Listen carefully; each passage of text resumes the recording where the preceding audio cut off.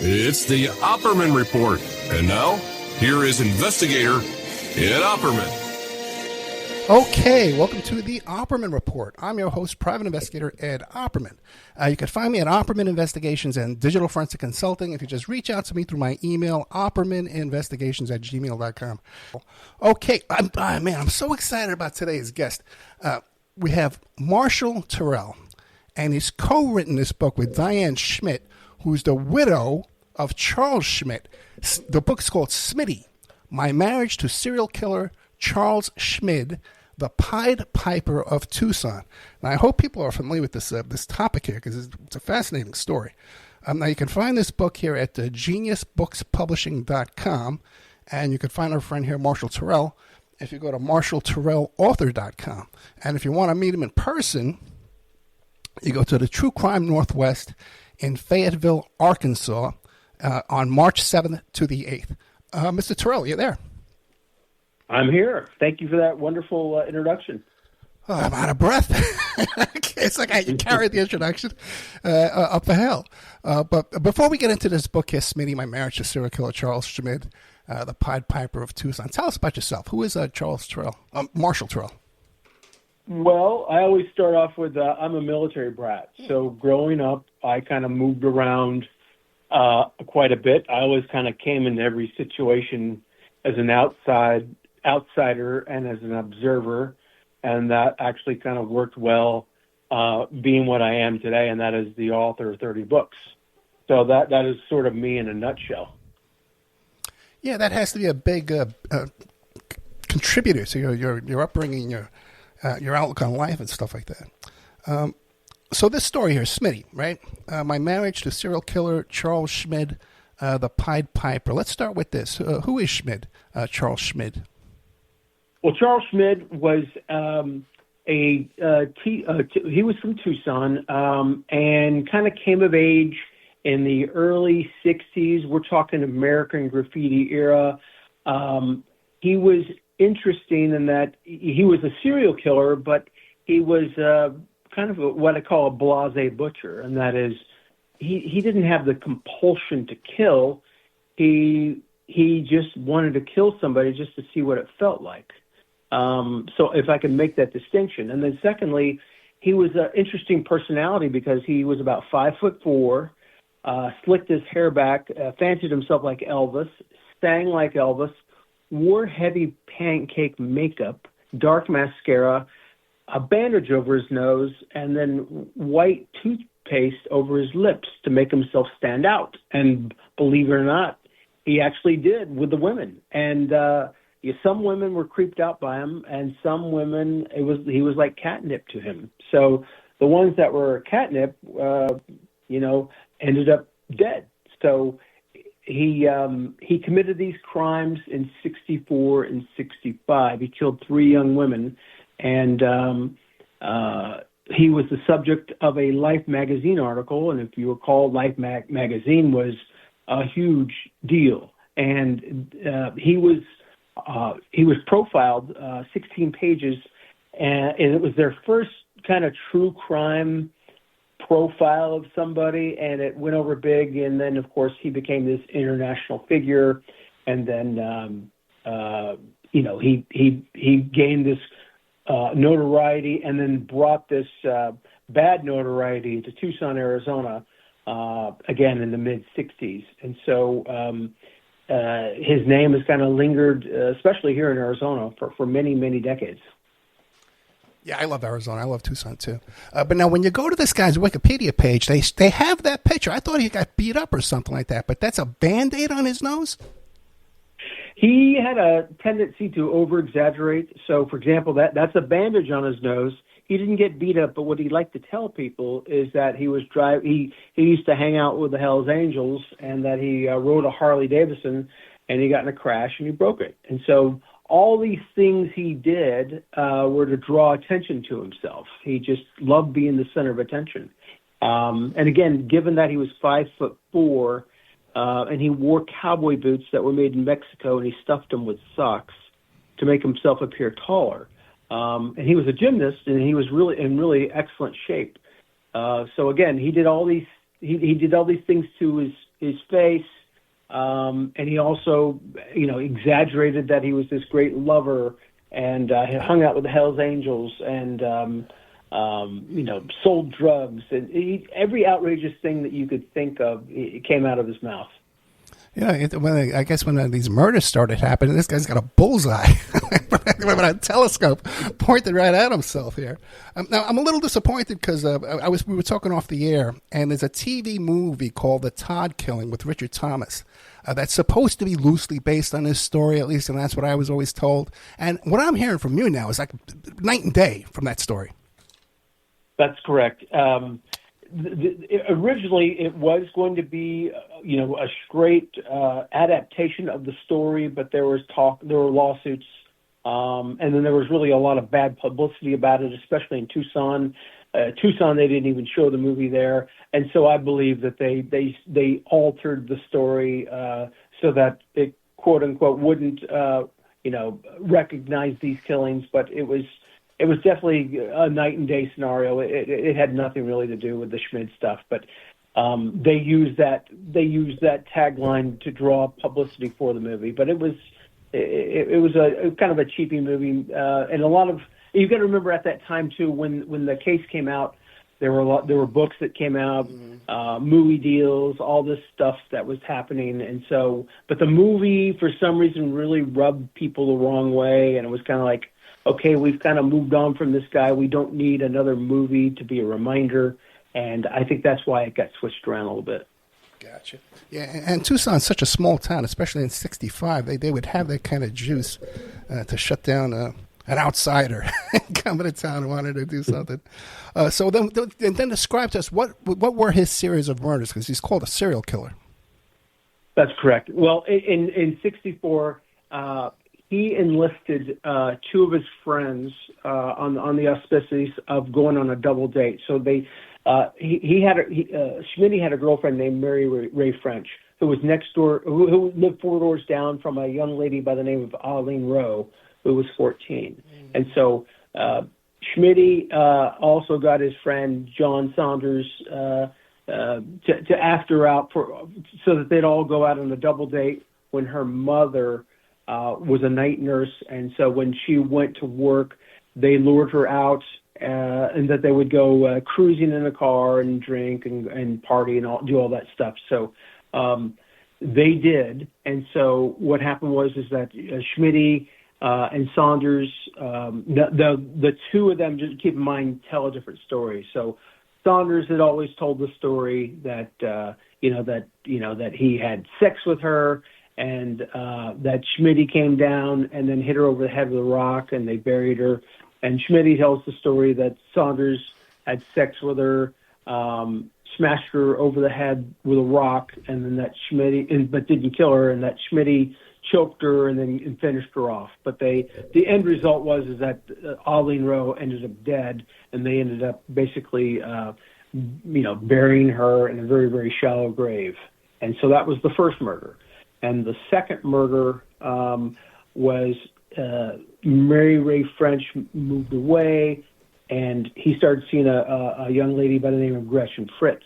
And supposedly Gretchen was a hard person to get along with, and was giving Smitty always a hard time. Where are you? What are you doing? What girl are you with? And so in order to gain her trust, he decides that he's going to tell her that he killed Arlene Rowe. And so when he does, she takes this information and turns it and twists it against him, and is calling him day and night, basically saying, where are you? If you don't tell me where you are, I'm going to tell people about Arlene. And so it gets to a point where one night he's at his house, and she hears that he's throwing a party. She's not invited. So she's at a drive-in with her sister, a younger girl named Wendy. And the two of them go to this drive-in, and then they drop by Smitty's house. There's no party, but Smitty and Gretchen end up getting in a fight, and he ends up strangling her. And Wendy, the younger sister, is on the couch watching TV in another room, and then he has to decide that he's got to kill her as well. So that makes, 3 murders. And, all the while, there are people, younger people that know about these murders, but they're not saying anything about it because they feel like it would be uncool to rat on a friend. So that's part of the story and part of the lore is that, many of these teens knew and suspected Smitty had a hand in all this, but nobody ever said anything for about a year and a half. And then what happened was that he had another buddy named Richard Bruns, who was with Smitty one night, and the mafia come and they pay him a visit. And the reason why is these 2 young girls, the Fritz sisters, their father is a surgeon by the name of a heart surgeon by the name of James Fritz, and the mafia under Joseph Bonanno's henchmen come pay Smitty a visit, and this guy Richard Bruns, who is his friend, happens to be there, and they grill them pretty good, and they tell them that we want you to tell us where you think they are. And so Smitty tells them that he believes that they're in San Diego, and they tell him, well, in a day or so we're going to escort you to San Diego, and I want you to tell us where you think they might be. So that night, Richard Bruns suggests to Smitty, hey, let's go bury these. When Smitty killed those 2 Fritz sisters, he didn't fully bury them. He just left their bodies out in the desert. And Bruns, for whatever reason, suggests, hey, now that I'm in this, we need to go bury those girls. So while technically Bruns did not commit a crime, he was involved in helping Smitty bury those bodies in the desert. And so finally what happens is that the cops are kind of bearing down on Smitty, and Bruns is sent to Ohio to spend some time with his grandparents, and he's how old was Bruns? How old was Bruns? I think Bruns was about 18 or 19 at the time, and Smitty, by the way, is about 22, and it's 22, 23 when this is all happening. Yeah, that's what I'm saying. And this girl's 14, and the other one's 16. What was going on with that? Well, Smitty liked to he because he was older and because he had graduated from high school, he really hadn't done anything with his life, but he still appeared cool to some of these outsiders, people that were kind of on the fringe. Yeah. And so that's how he was able to get them to do things. And so then that's why they would hang out with him, because he had a very cool car. They thought he was just a cool guy. But when you're at that age, the difference between 3 and 4 years is quite big. Yeah. And so he had influence over these people. And so he was hanging around young girls, and that was his thing, because he ends up marrying a young lady who I co-authored the book with, Diane Schmid. She was 15 when he was 22, and they got married. So he married her before he went to prison, before he got convicted of this? That's correct. They had what she called 17 days of bliss. So they were, and the skeptical part of me thinks that he married her to let the outside world know, hey, I'm a straight guy now, and please take your focus off me. I didn't murder these girls, and so she unwittingly got caught up in this circle. Gotcha. I tell you, I hate to take it out chronological order there, but I was just so shocked when I first tried to do the math. I thought it was 33. Okay, I'll confess. I'm not very good at math, but even 23 and 14, my God, that's 10 years, But let's try to keep up with the chronological order of the story here. So sure. As soon as these girls go missing, the Bonanno family's on it like a mouse to cheese, right? They were right on top of these guys. They were absolutely on it, and Smitty was such a convincing liar that they were skeptical of him, but he was so convincing in his lies. He was like, what happened is she called me from San Diego. She said she had a boyfriend and she was sleeping with him, and and he goes, but I believe she's somewhere around in here, and adding to this was the fact that because their father was prominent, the media got on this, and so when the media gets in on it and starts reporting on it, then you get all these wild anonymous tips, and some of the tips were that these girls were seen in Mexico or they ran away to California. So hundreds of tips came in. So the mafia couldn't really just get Smitty to confess because, there was all these other outlying reports that, these girls were around.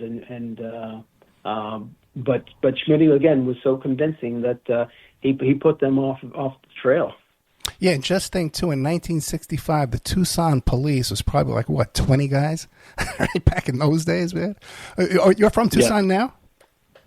I'm in Phoenix, which is about 2 hours away. So Sure. That was great for me because this book actually started as a documentary. So when we were doing the documentary, we interviewed a lot of people that knew Schmid, and I got to see the sites and where everything happened. So it gave me a really good perspective when I met Diane, who's his wife and widow. And so that's how I was able to really get to know the story in a very intimate way because it is very, very convoluted. Oh, yeah. And if they get this prominent heart doctor, I'm sure he has the chief of police on the phone. But how big was the police department at that time? It had to be very small. Yes, it was very small. You're about right. I mean, I seem to recall there were a couple of detectives that were put on this, but also there was Tucson police, but then the county sheriffs were involved as well. But I mean, at that time, Tucson, even though it was small, it was growing by leaps and bounds post World War II because you had Monson Davis Air Force Base out there. And so in the Life magazine article, it mentions that, there was like a 300% growth in Tucson at that time. And it was, it was sprawling. And so part of the story was that these kids are living in the desert and they've got nothing to do. And so, that's where the American graffiti culture comes in with the cars and cruising. And that's kind of all there was to do in Tucson. So, no, I spent a lot of time in Tucson back in the 80s, 4th Street, Congress, down, the party town down in Tucson. Canyon Ranch I used to go to all the time down in Tucson, and Ventana Canyon. Spent a lot of time down there. But I guess now he's on that small police. The father's a prominent doctor, so right away they got the bullseye on this kid here, Schmid, right? How does he wind up being taken into custody? Well, again, what happened was that his friend Bruns was involved with a young lady, and there was accusations of him stalking her. And so what the judge decides to do is send him away to his grandmother in Ohio. And so while he's in Ohio, he's got a lot of time to think. And he's drinking and thinking. And so he tells, I believe, his grandmother what happened with Schmid and these bodies. And then I believe she tells him, you probably need to call the police back in Tucson, and because these parents need to know. So that's what broke the case wide open. And then Diane, in the meantime, is married to Schmid. They've been married for 17 days, I believe, and he's out in the garden. He's out building her a garden. He's actually they have their own home because part of this story is that his parents, he's got a mother that coddles him, and they own a nursing home, and they give him $300 a month in 1965. That's a lot of money. It was huge, yeah. To do with whatever he wants. So he has his own home. He's got $300 in his pocket every month, and so he's building her a white picket fence and building a garden for her. And then he comes inside the house, and I know this because from what she told me, and it matches what the police reports tell me. And that was, he was kind of like, he was looking around, and he saw police cars kind of circling the house, and he calls somebody on the phone and says, "Hey, they're here. They're looking for me." And then all of a sudden, police detectives show up at the door, tell him he's under arrest for 2 murders. At the time, they knew nothing about Arlene Rowe. They only knew about the 2 Fritz sisters. And then later on, of course, it came to pass that they discovered that he was also involved with Arlene Rowe's murder as well. So that's how he gets murdered. That's how he gets discovered. Right. But now, what's the span of time between he's dating this Christian Fritz, 16 years old, And then she disappears, and then he marries this other girl. They like just rebound situation, you know? Yeah. What's the span of time? Let's see. He murders her in August of '65, and then he meets Diane in late September. Yeah, September, and then they get married in October of '65. So it's all happens very, very quickly. Incredible. And then suddenly now he's on trial for murder. Her husband. Yes. The newlyweds. And Diane has the rug. Diane has the rug pulled out completely underneath her because when she's dating him, he's Mr. Romantic. He's flowers. He plays acoustic guitar to her, and he plays Elvis songs. "Are You Lonesome Tonight" was his favorite, and he got down on one knee to propose to her. And every day, again, he didn't have to work. So every day they'd go cruising, they'd go visit friends. I mean, every day was a complete vacation. And part of her story is that she came from a very, very hard upbringing. She was like one of 9 children, and she was the second oldest daughter, and the oldest gets married at 16 just to leave the house. And so Diane now all of a sudden is the second mom, and she's changing diapers, and she's cleaning the house, and she's cleaning dishes. And she has all these responsibilities, and then Smitty comes along, sweeps her off her feet, and then once she's married, she no longer has those responsibilities. So she's invested everything that she can in this guy, and has no clue what he's done. She hears little whispers here and there, but she's only 15 at the time, so she doesn't know what to make of it. Because one night, Richard Bruns, when they got married, there was a wedding reception, and Richard Bruns came to the house. And he's furious, and he's angry, and he's yelling at Smitty, and he pulls him aside, and Diane hears a little bit of the conversation, and he says, "What are you doing marrying this girl? She's so damn young." And he just said, "Well, what do you care?" And he said, "Well, what about the girls? What about the bodies that we buried?" And Diane hears that, but it's not registering. 15. And so, yeah. Yes, and again, she just that's her wedding night, and she's hearing this, so it's like I'm sure a part of her is in complete denial, and then so there's little hints here and there too. In that 17 days when they're married, she woke up in the middle of the night, and Schmitty's at the end of the bed, and he's got a knife at his chest, and she's like, "Smitty, what are you doing?" And he said, God's gonna punish me." And she's "What are you talking about? God's gonna punish me for what I did." And she said, "Well, Smitty, what did you do?" He goes, "I can't tell you. I can't get involved." And so again, she chalks that up to just like a bad nightmare. And so none of this is making sense to her until the day that he gets arrested. But again, even that doesn't make sense to her because she supports him not only throughout the trial, but throughout the rest of his life. They are in love, and she's still in love with him. Oh, my God. We're talking to Marshall Terrell, okay? And you can find it at marshallterrellauthors.com. And the book we're talking about is Smitty, My Marriage to Serial Killer Charles Schmid, the Pied Piper of Tucson. And if you go to geniuspublishing.com, you can see the cover of the book. You can see the cover of the book is their wedding photo. Okay, and she's young in the picture, but she does look mature in some kind of ways. But his face in that picture is like what is that? Well, that is, I guess, a toned down version of what he looks like. But they were married right in front of the Nogales courthouse in Nogales, Mexico, which is about an hour from Tucson. Yeah. But yeah, he's still got the slick back Elvis hair, and the bandage on his nose that didn't come off. They painted on mole, which again he didn't have a mole, but he painted that on, and it would get bigger and bigger. And the pancake makeup and the toothpaste on his lips. He did not tone it down for his wedding. So that's the picture that you see. And then in the book there are even freakier pictures. Oh, really? Oh, great! I gotta check that out.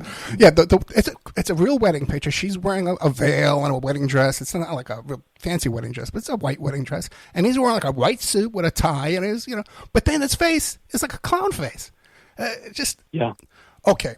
So now he gets picked up by the cops, okay? Does he confess right away? What happens now? They've got the bodies. Oh, from the guy absolutely Bruns. no. Well, the interesting thing is the cops back then, they played Bruns and Smitty off of each other. Yeah. And so the sheriff decides, he's asking Schmid in the car, did you do it? Did you do it? And he said, well, then, your friend Bruns, he confessed to everything. He confessed to what you did. He told us everything. Right. And he said, you want to confront him? He says, oh, yeah, I do. And so they bring each other into the same room, and Smitty basically says, why'd you do it? And Bruns, says, what are you talking about? You knew what you did. And they went back and forth. And the cops just did it to see how they reacted towards each other. But they knew all along that Smitty did it. They knew it just because of his character, the interviews that people gave them. And even then, though, a lot of people still didn't come forward. The teens didn't come forward. So that, again, that's a big part of the story is that, a lot of people knew what he did, but they didn't come forward.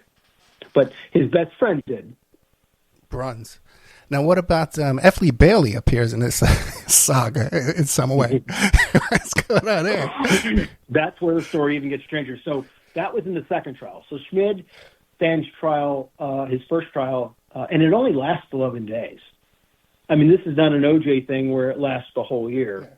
This is Tucson justice in the 60s. The trial is 11 days. He stands trial for Gretchen and Wendy Fritz.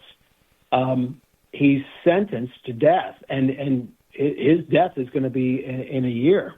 So it's not like another 20-year thing that's going to drag out. So, and in the meantime, he's got the second trial of Arlene Rowe coming up, and so F. Lee Bailey decides. Well, first of all, Schmid actually wrote to Percy Foreman, who was kind of an F. Lee Bailey before F. Lee Bailey, and Percy Foreman suggested the case to F. Lee Bailey. And again, these guys were the prototypes of, hey, you know what? I might lose this case, but I'm going to get a lot of publicity out of this.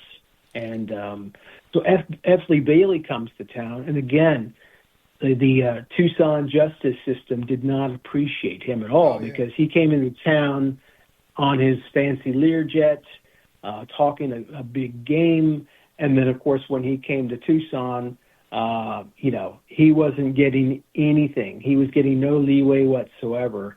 And he just decided, I better plead Smitty's case. So the second case only lasted about a day and a half. And that was for Arlene Rowe's murder.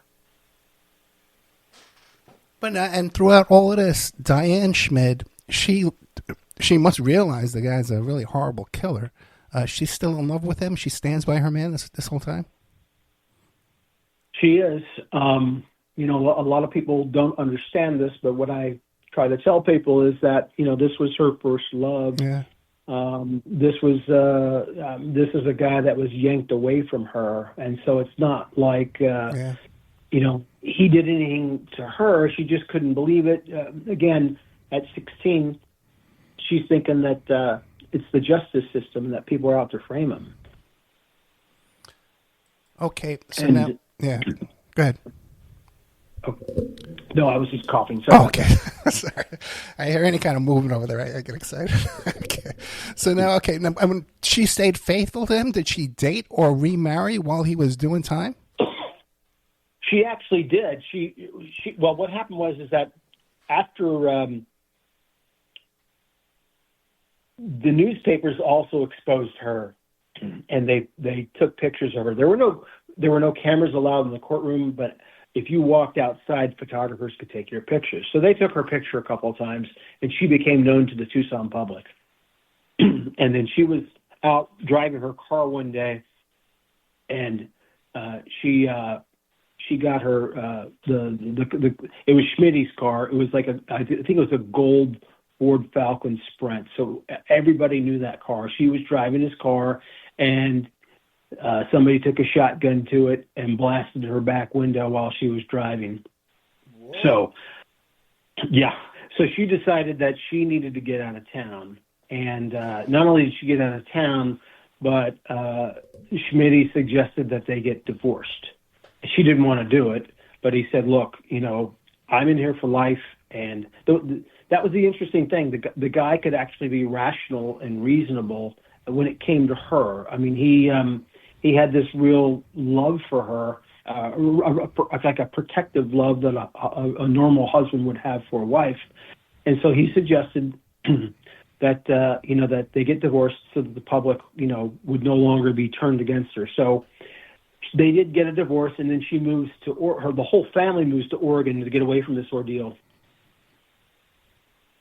So she decides, like within 3 months of she marries another guy, and about a month into their marriage, he is out with his friends. He's driving a car, and he's out with 4 or 5 of his buddies, and I think they're drinking, and he hits a guardrail at a high speed of rate.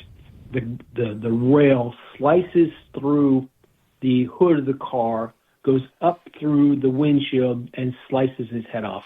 Whoa. So she's got a serial killer husband, and husband number 2 is decapitated. And she's still under 18, right? Yes. She's not even 18 yet. Yeah. So can you imagine the trauma that she has endured? So after that, she decides that she's going to come back to Arizona because a year or two has passed, and Smitty's in prison, and no one was really hearing about him, and so the case has kind of died down. And again, that's kind of, this time period is kind of like when the Todd killings come out, and it reemerges again. So Smitty's name keeps getting brought up into the public's eye. So anyway, she comes back to Arizona, and she is seeing Smitty, but she also realizes that he's going to be behind bars for life, and so she does get married a couple of other times. And a lot of these guys are big drinkers, and so they just don't work out. So she has just decided that, the most steady guy in my life is Smitty. And so she decides that in 1974 that they're going to get remarried again. And but he's going to change his name to Paul David Ashley. He has adopted poetry into his life, and he becomes this incredible poet. And the book includes a lot of his original poetry. And this poetry was actually kept by her, and also by a historical society at Florence, Arizona, which serves the prison. And there's also a lot of letters to the warden, because what you'll find out is that Smitty was working on his way to becoming an outside trustee, meaning that, and he did accomplish this. He got outside trustee status, and this is like a year after he escaped from prison. Get out of here. He tried to escape twice. He got out once. I'm sorry. He got caught once, and then he got out once. Okay, I want to back up a little bit. Here, because sure. By the way, Marshall Terrell is an incredible storyteller. Okay, dude, man. And you're saying that this book, Smitty, My Marriage to Serial Killer Charles Schmid, The Pied Piper of Tucson, are you still making a movie out of this, or you weren't? And you? No, we're still trying to get the documentary off the ground. It's a very, very hard task. It's so much easier to write a book than getting a documentary off the ground. But we have all the interviews. We've interviewed people. We interviewed when he escaped from prison. He and another guy kidnapped a couple of people, and these 2 kids were teenagers at the time. These 2 teenagers live about 2 blocks from me. Wow! And I couldn't believe it. And so they're still best friends. And they had told me the story of how Smitty was involved, but he was very, very kind and polite. And when he had them drop them off at an area near Arizona State University, and Smitty actually pulls out $5 and says, "Hey man, sorry for your troubles. This is for gas." And gas was so cheap back then, 60 cents. But to back up a little bit, Diane Sure. Schmid, someone took a shotgun to her car. Now, do you think that traces back to the Bonanno family? Well, she believes so, yes. Okay. She believes that, or it could have been an irate member of the public. We really don't know, but her gut was that was the deal. It was kind of a signal to get out of town. Gotcha. It wasn't like this big shotgun blast with all these pellets. It was a very like a single shot, but it blew out the whole back window. She felt like it was definitely a message. And the other thing I want the audience to understand is Florence Prison. Okay, is a very serious prison, man. And what do you call it? They were going to send me there, okay? I was going to go to Florence. And they were going to kill me when I got there. But the thing is, Florence Prison, there's 2 movies out there. One is called Riot with that football player. And so you can see, it was filmed inside that prison. You can see what that prison's like. The other one is Stir Crazy with Gene Wilder and Richard Pryor. That's the prison. How is this guy escaping from that prison without help? Well, you bring it Riot, okay? So I'll get to your question. But by the way, I'm impressed by your knowledge of the penitentiary. But Riot was filmed in '68 when Smitty was there. Get out of here!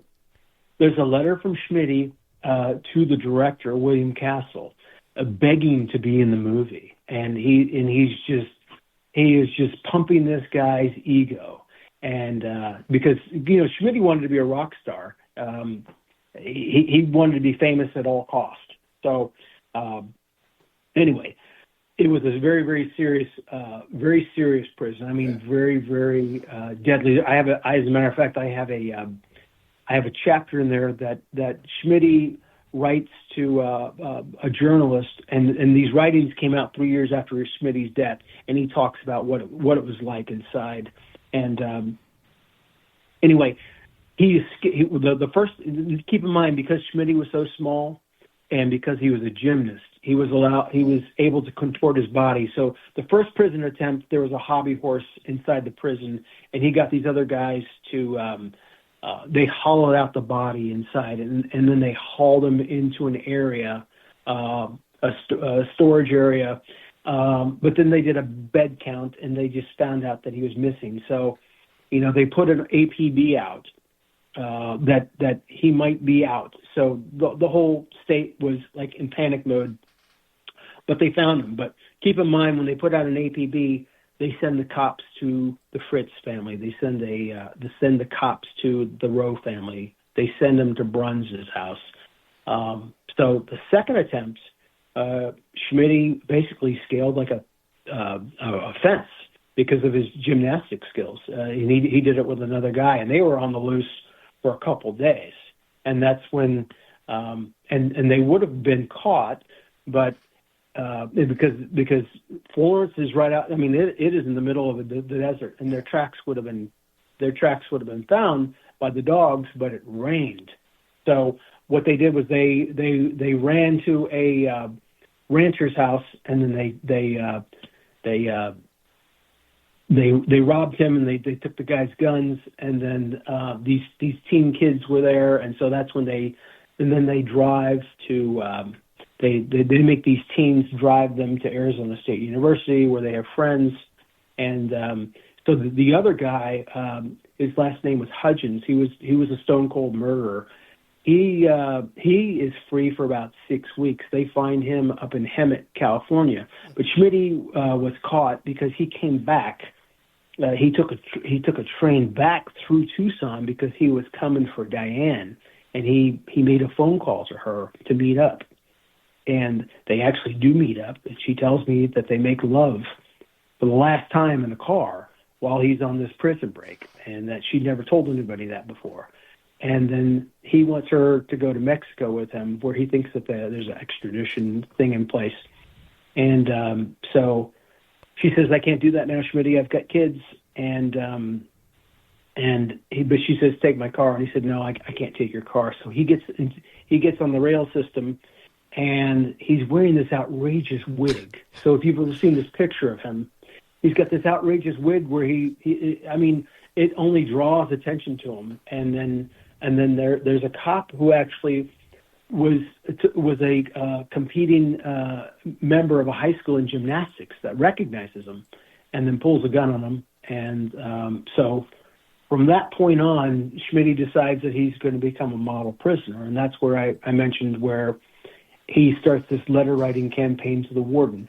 And you'll see some of these letters in there, and he's working the warden. You can see it really hard.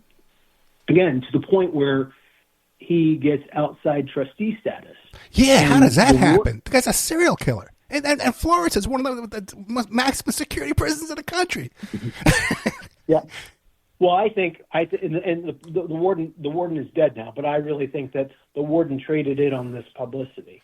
What happened was that Smitty started praising this warden in public. He wrote to the Arizona Republic, and he wrote to and so this letter about this new warden's situation, or this new warden and how he's gotten the prison under control,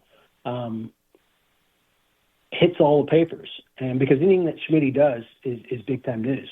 Yeah. So that's how he traded it. So not only was he he gained outside trustee status, but the warden allowed him to train the dogs that would track fugitives, and he would allow him to go into town on his own and take these dogs to the veterinarian. And Marshall, you think this was all innocent, that he snowed the warden and he got through it? They didn't have some other kind of deal, some other kind of arrangement? I don't know how he pulled it off. Yeah. You can tell he was a very charismatic guy. And when you read these letters, he really feeds these guys' egos. And some letters. Now, what about Diane? Was she aware of his escape attempts, his planning? She wasn't aware, again, that he was going to do it. But again, she got that phone call after the second attempt saying, "Meet me here in the car." But she did say that after that, after he got caught that second time, that he kind of resigned himself to the fact that he was never going to. He had to do something. He couldn't just keep escaping because people would chase him. But he tried a different route, and that was outside trustee status, and that meant that he wasn't part of the main area of the prison. He actually lived like in a dormitory style place. It was within the walls, of course, but it wasn't, with the main complex for all the violent guys. But ironically, he was killed in that dormitory. Oh, really? What was the span of time now between his last escape and when he gets outdoor trustee status? It's about 18 months. It's quick. And again, the new warden had come in and changed things quite around. He was the former warden for Ohio State Prison and came in with this: every prisoner gets one chance only. And he told that to Smitty, and Smitty cleaned up his act and started taking college classes. That's when he started taking the poetry lessons, and that's when he. A lot of people started to think that he was kind of shaping up, but a lot of people seem to think that he was also playing people. So, we don't really know. Well, you just got to imagine he's wearing the same shoes he escaped in just 18 months ago. He's still wearing the same shoes and socks, Now, I guess now we're at the stage of the story where he gets killed inside prison. Is that where we are now? Because we got about, I think, 15 minutes Correct. left. Yeah. Well, what happened was that he, there were several theories what happened. Remember I told you about him bragging about the warden and the paper. So a lot of the prisoners didn't like that because they didn't like anybody praising a warden. So they suspected perhaps he was a snitch. Yeah. Another one was his poetry professor, who we interviewed, who was still alive at the time, told us that he belonged to a car group which turned into an Aryan Nation group, and that the Aryan Brotherhood wanted him to join their group. And because he was involved in poetry and his heart had softened, he said no, and then these guys killed him. And then the other reason that we kept hearing from 5 different sources, including Richard Bruns, was that, after the second prison attempt and the police had to be sent to the Fritz's house and the Rose house and Bruns's house. Again, I don't know if I told you this or not, but the Dr. Fritz was the heart surgeon for mafioso Joseph Bonanno. And so, again, what we had heard, the rumors heard, and Diane, by the way, had an uncle who was in Florence at the same time. The rumor was that Joseph Bonanno had Smitty knocked off in prison. And again, the correlation was that Dr. Fritz was the heart doctor for Joseph Bonanno and kept him alive for like 30 years. And because Bonanno had a heart attack at a very young age, like in his 40s. So, and Fritz, and going to Tucson, Fritz and Bonanno lived about a mile apart from each other. So these two guys that killed Schmid, they walked into his dormitory and they stabbed him 47 times. And one of them was through the eye. And some have said that that's a mafioso signal of an eye for an eye. Smitty didn't instantly die. He died over a period of 10 days, and the doctors kept taking away little body parts. So they had to take out the eye, they had to take out the spleen, they had to take out the kidney, and then finally he just succumbed to his injuries. And one of the killers is still alive and still out there because he was paroled in 82. Okay, but I haven't heard from him since. So the two killers have been identified, but they've never spoken about what their motive was. Well, they did actually. One of them actually spoke to a newspaper. They basically said that they wanted to talk to Schmid about this him possibly being a snitch, and that Schmid got mad and pulled out a shank, and then they happened to pull out shanks, but they got him 47 times, but the thing was that he never had a shank on him. He never saw what was coming because they were in his dorm room. And then there was also a witness that saw this happening. So, but one of the killers, his name was Dennis Eversole, spoke to a newspaper, basically said it was self-defense, and no, it didn't go down like you think it happened, but he wouldn't tell us the way, in the article, he wouldn't tell us how it went down. He just said that Smitty had a big chip on his shoulder because he was a small guy, and that he pulled a shank on them, and that it was all done in self-defense. But they admitted that they killed him. And so Eversole, ironically, was killed in a prison riot a year later. The other guy, James Farah, was also shot in that prison riot, and it was said that he was incapacitated and in a wheelchair, and that the state no longer wanted to take care of him.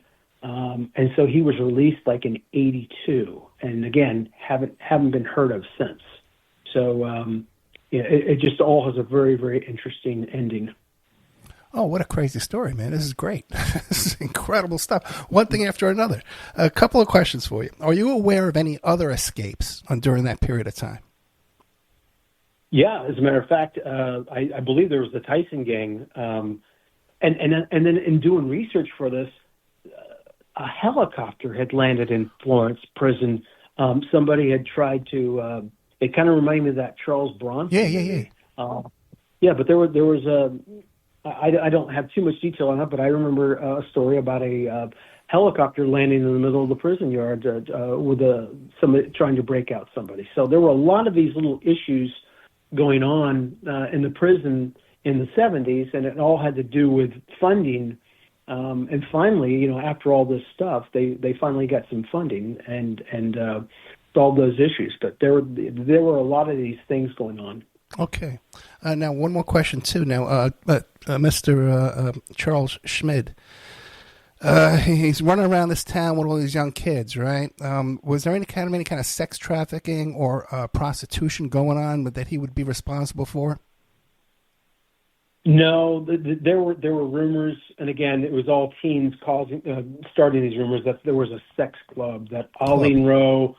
Yeah, like a club within the high school. There was a sex club going on, and that in order, to hang out with Schmid and all these people. They had to get initiated. So that was the rumor. And then what about when he was in there? You said, he was a high-profile guy. Did he have a lot of romantic suitors and groupies, letter corresponding with him? That I don't know. I don't believe so. I don't believe our society had gone crazy like they do now, like with the Menendez brothers or Richard Ramirez, where these serial killers have their, or even Manson, who had a young 26-year-old beautiful girl. Got married, yeah. I don't think that era had started yet. Okay. Is there anything about this crazy story? Smitty, my marriage to serial killer Charles Schmid and the Pied Piper of... Is there anything I haven't asked you that you want us to know? Well, I do want to say that Diane has 5 kids, and they've all done really well for themselves, and she's a very, very proud parent and a proud grandmother, and she was actually in hiding for 60 years. And so when she heard that we were doing this documentary, she actually reached out to me and said it's time for me to tell my story. And as we were interviewing her, afterwards I said, Diane, this is a book. I said, are you ready to tell your story? And she said, yeah, I would love to. I've been dying to find somebody to tell my story. And, she goes, my kids don't want me to do it, but I need to do it because she's had like 5 nervous breakdowns, and she's had cancer, and she's had a lot of medical issues, and she thinks that this was all as a result of the tumult of Smitty. And so she's finally gotten this out, and she's actually happy that the book is out. Is she doing any interviews? Yes, she's doing interviews with me as well. Okay. I'd love to interview if you could arrange that for me. And now you, absolutely. Mr. Marshall Terrell, MarshallTerrellAuthor.com. You want to meet him in person, True Crime Northwest at Fayetteville, Arkansas, on March 7th and the 8th. And you can get this book right now. You can get it at geniusbookspublishing.com. Now, you told me off the air you're working on a brand new book about Jay Sebring. What are we going to find in that one? Well, that one's actually in the can, too, and that's going to be published by Genius Books as well. Jay Sebring was the first celebrity hairstylist in the United States, and he created the look of the 60s. And then, of course, at the end of the 60s, he was killed by the Manson family defending the life of Sharon Tate. So this is a book about his life, his legacy, and what's happened in the years since his death, and what happened to his business, and what happened to his legacy. And so this is the first biography of his life. Any information about alleged drug dealing by Mr. Sebring? That was alleged, but that's certainly not true. Now, he certainly indulged, but he was not a dealer because he was doing quite well. So that was definitely rumored. And that's addressed. Part of doing this book is that there were a lot of rumors that got started as a result of those murders, and then the satanic ritual and the occults and all that stuff comes into play. But none of that; those were just all rumors. There was no truth to them whatsoever. And so part of this book is addressing those rumors. I actually have some INS documents related to that. Some of those rumors we're just discussing about the Process Church and stuff, and Sirhan attending parties over there at Polanski's house.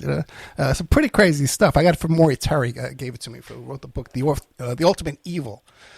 Oh boy! But when you, by the way, too, that's such a tough crowd, man. That whole Manson crowd. The people that are fascinated with that case, man. That's a tough audience. Oh yeah, and we expect that we're gonna face a tough audience, but you know what? The thing is that we're defending the life of a victim. We're not defending the life of somebody who guided people to kill. Yeah, that is a tough bunch over there. So watch your back there, my friend. Okay, MarshallTerrellAuthor.com. You can get this book here. We're just talking about it today, man. And you listen to this guy tell the story, man. There's a lot more in there, man. Plus, he says he got more pictures of this guy's face. It's worth it for that alone. Smitty, My Marriage to Serial Killer Charles Schmid. The Pied Piper of Tucson. You want to meet Marshall Terrell in person. True Crime, Northwest Fayetteville, Arkansas, March 7th to the 8th, over there in Fayetteville, Arkansas. And the next book coming out is by Jay Sebring. But check him out on Amazon, Marshall Terrell. I gave up counting at 24. He tells me he's got 30 books. He's written 30 books, man. Ken Norton, a whole bunch of stuff that we love here on this show here. Steve McQueen. I love Steve McQueen. Which is the most popular book out of all these books you've read? Elvis? Well, Steve McQueen, yeah. Certainly. Yeah. Yes, absolutely. And, I did a great book on the basketball player, Pete Maravich, who was my favorite player. And then, believe it or not, the Reverend Billy Graham. So I think I'm the only guy that's ever done a book on Billy Graham and a serial killer. Yeah, that's right. Hey, listen, man, thank you so much, man. I really enjoyed this. MarshallTerrellAuthor.com. Whenever you got another book, man, give me a call. We'll put you right on air. I appreciate it, and I thank you so much for today. No, great stuff, man. Thank you so much. Well, good night. Good night.